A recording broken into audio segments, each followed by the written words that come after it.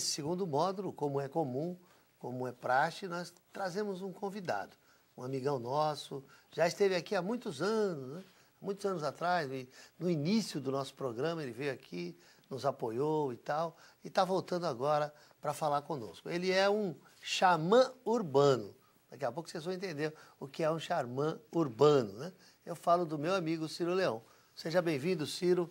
É uma alegria ter você aqui. Obrigado, Sidney. Obrigado a você, telespectador, por estar aqui. Eu me sinto muito privilegiado de poder estar aqui e compartilhar com você um pouquinho do meu conhecimento, mas eu estou aqui para aprender, ao lado de dois grandes mestres, um guru. Um guru, tá vendo?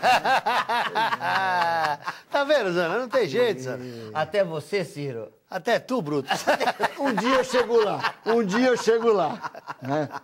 E a gente poder trocar ideias. Olha, mil perdões, telespectador. Não tem jeito, mil perdões tem que sair, né? É isso aí. Ô, Ciro. Então, eu até estava falando pro Zanarotti aqui, tá bravo porque a gente chama ele de guru, né? Mas eu estava dizendo para o Sidney que ainda a gente vai trazer para ele um turbante que nem o do Ramatiz. Só que em vez de botar a pedra, a gente vai botar uma pedra, mas a dele é azul. E vamos botar umas penas assim bem bonitas para ficar o próprio guru que ele é. Né? Tá vendo? É porque ele não conta para ninguém como a gente o vê no astral. Mas em todo caso... Ciro, oi. Vamos lá, vamos conversar sério. Assim, vamos, né? Vamos conversar sério. Mas eu estou nervoso. ele estava conversando sério. Ele estava conversando sério. Ciro, xamã urbano, né? A gente, quando fala em xamanismo, em xamã, já pensa logo no pajé lá, bater ali, né? Rodando em volta da fogueira e tal. Mas dá para ser xamã em São Paulo, com prédio, asfalto, essas coisas todas? Como é que é isso, xamã urbano? Explica para a turma.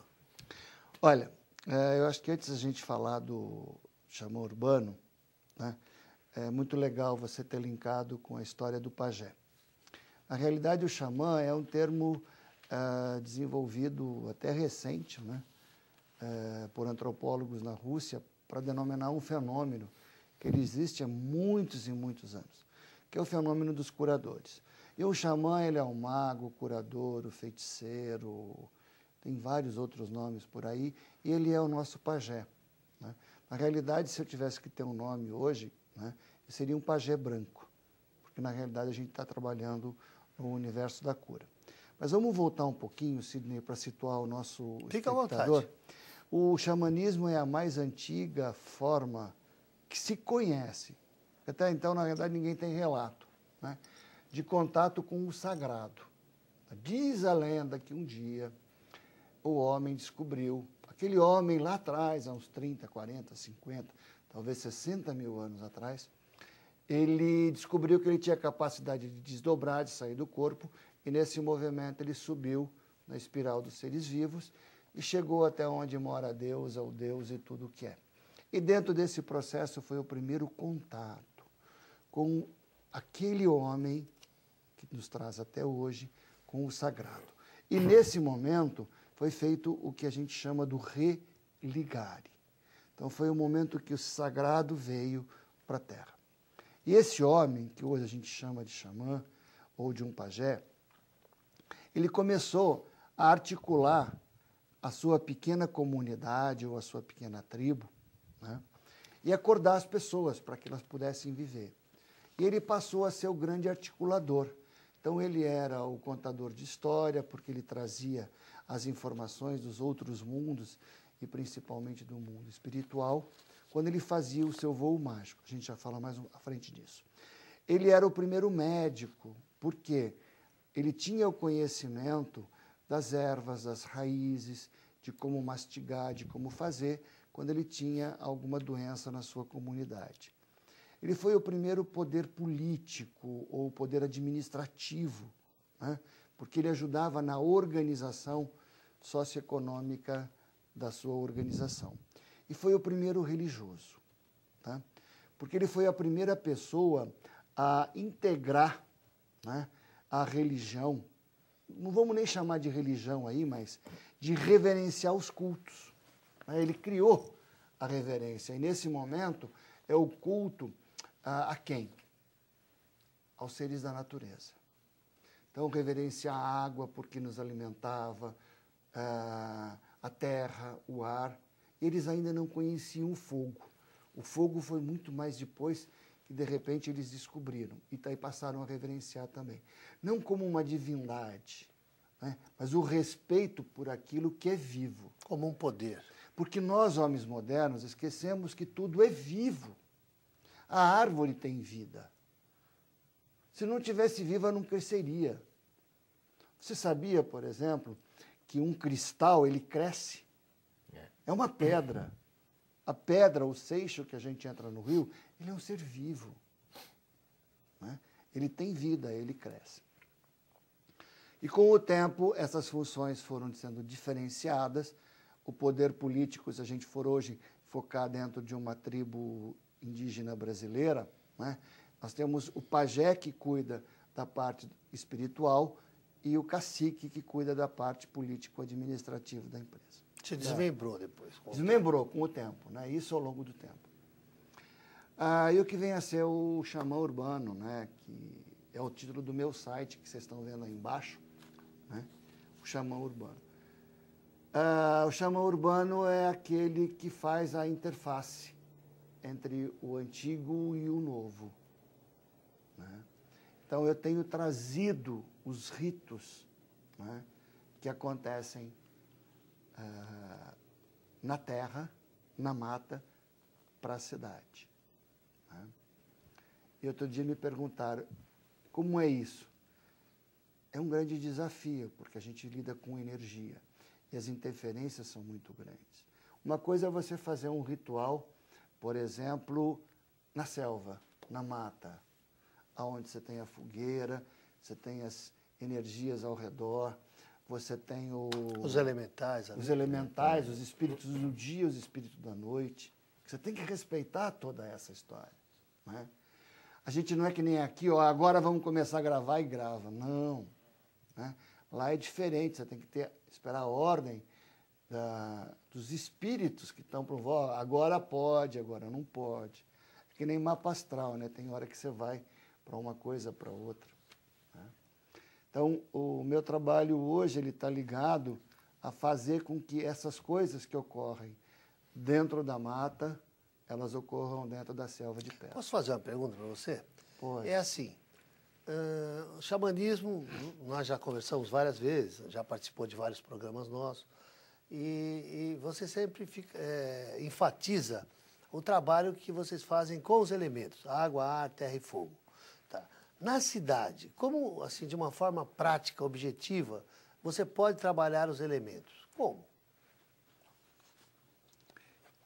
Olha, Sidney, de formas muito fortes. E que se a gente conseguir entender como fazer, a gente elimina, eu acho que uns 80% das doenças que nós temos. Então vamos lá. Nós temos os 4 elementos. Terra. Nós estamos pisando aqui, ó. É terra, tem concreto, tem concreto. Tem um tapete em cima, é sintético, é sintético. Só que ali fora você encontra a terra. Então cria o hábito de você andar descalço. Vai a um parque. Ah, mas eu moro num prédio. Então faz o seguinte, pega uma caixinha de madeira, bota terra, nem que seja areia de praia. Chega em casa, anda, põe o pé na areia. Tá? E pede para a areia, porque o nosso corpo é uma antena. Isso que a gente vê é ilusão, porque nós somos energia. Então, nós estamos captando tudo. Então, nesse momento, estou o meu corpo físico, que tem uma expansão de energia, ele está entrando em contato com o corpo físico, com a expansão de energia do Zanarote. Tá? Que, por sua vez, está entrando em contato com a expansão do corpo físico e do corpo energético do Sidney. E nós 3 estamos em contato com o nosso querido cameraman que está à nossa frente se fazendo. E assim, quando nós vamos embora, esses corpos se dissolvem. Tá? Só que partículas podem ficar presas.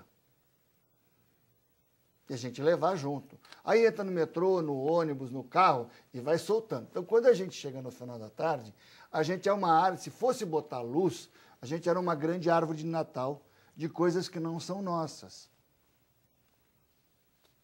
Tá? Então, aí, o que acontece, por exemplo? Telespectador, quando você chega em casa, qual é a primeira coisa que a maioria das pessoas falam? Por exemplo, você, Zanorotti, meu guru predileto agora. Quando você chega em casa, chegando da rua, cansado, qual das coisas que normalmente você faz?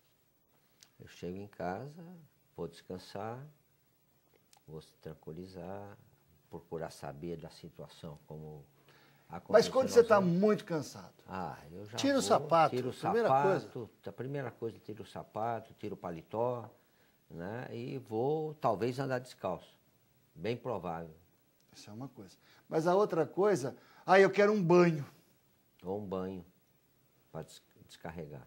Isso. O banho, a água, ela é elemento vivo. Então você vai para o banho, só que você tem que pedir para a água fazer. Nenhum dos elementos faz nada, porque eles não invadem. Então, peça para a água, eu dou permissão para que você leve embora o que não me pertence. E aí aquilo tudo, que aí você vai sentir, que é como se estivesse tirando a roupa, faz assim, ó. E teu corpo, você começa a mexer, fica limpo. Por quê? Lembra que a gente falou da arvorinha de Natal, da coisa que são dos outros? Não são tuas. Elas têm que voltar e mandar a água fazer. E aí você já aproveita para a água levar para o rio, levar para a terra, e que a terra absorva isso e transforme isso em adubo. Da mesma forma, quando você pisar lá no chão descalço, peça para a terra absorver aquilo que não é teu, e o que é teu, que não tem mais serventia, e com isso transforme em adubo para as plantas. Uma coisa que é muito importante, Sidney, que eu tenho procurado nos meus cursos falar, é o seguinte: eu quero que leve tudo que é negativo. Isso é um padrão. É o maior erro, gente. Por quê? Isso é química, tá? Para que nós possamos estar em equilíbrio, tem que ter uma molécula de positiva com uma negativa que dá o neutro. Isso dá o equilíbrio.